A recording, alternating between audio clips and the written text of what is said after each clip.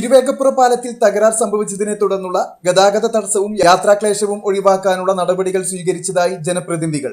പാലക്കാട് മലപ്പുറം അതിർത്തി പങ്കിടുന്ന തിരുവേഗപ്പുറ പാലത്തിന്റെ സ്ലാബിന് തകരാർ സംഭവിച്ചതിനെ തുടർന്ന് ഗതാഗതം നിയന്ത്രിച്ച സാഹചര്യത്തിൽ ഗതാഗത തടസ്സവും യാത്രാക്ലേശവും ഒഴിവാക്കാനുള്ള നടപടികൾ സ്വീകരിച്ചതായി മുഹമ്മദ് മുഹസിൻ MLA അടക്കമുള്ള ജനപ്രതിനിധികൾ അറിയിച്ചു.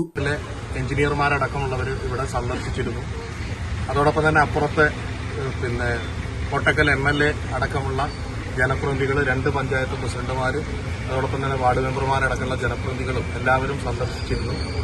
ഹൈവേ റിസർച്ച് ഇൻസ്റ്റിറ്റ്യൂട്ടിന്റെ റിപ്പോർട്ട് ഇന്ന് ലഭ്യമായിട്ടുണ്ട്.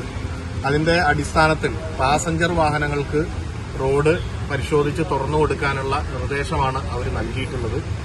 അതോടൊപ്പം തന്നെ ഹെവി വാഹനങ്ങൾ, പ്രത്യേകിച്ച് വളരെ വലിയ ലോഡുകളുള്ള വാഹനങ്ങൾ താൽക്കാലികമായിട്ട് പൂർണ്ണമായിട്ട് ഒഴിവാക്കുക. അതിനുശേഷം വളരെ വേഗത്തിൽ ഇത് സ്കീം ഉണ്ടാക്കിയതിന്റെ ബാക്കി അറ്റകുറ്റ പണികൾ നടത്തണം.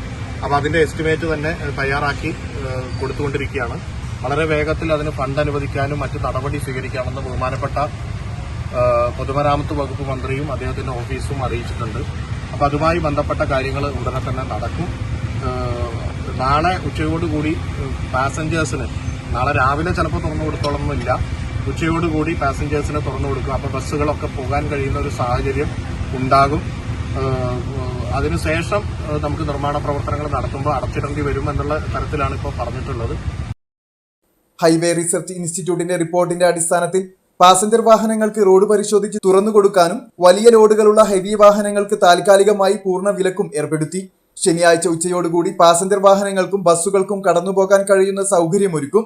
എസ്റ്റിമേറ്റ് തയ്യാറാക്കി 10 ദിവസത്തിനകം നിർമ്മാണ പ്രവർത്തനങ്ങൾ ആരംഭിക്കാനുള്ള നടപടികളുമായി മുന്നോട്ടു പോകും. നിർമ്മാണ പ്രവർത്തന കാലയളവിൽ 2 ആഴ്ച കാലം പാലം പൂർണ്ണമായി അടച്ചിടും.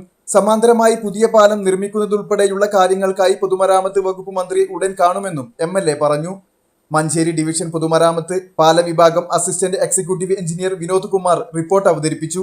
ഇരുമ്പിളിയം ഗ്രാമപഞ്ചായത്ത് പ്രസിഡന്റ് PT ഷഹനാസ്, തിരുവേഗപ്പുറ ഗ്രാമപഞ്ചായത്ത് president KKA Azeez, Kuttippuram block panchayat vice president PC Anoor, ഗ്രാമപഞ്ചായത്ത് അംഗം TP മെറീഷ്, പോലീസ് ഉദ്യോഗസ്ഥർ, മറ്റു ജനപ്രതിനിധികൾ തുടങ്ങിയവർ യോഗത്തിൽ പങ്കെടുത്തു.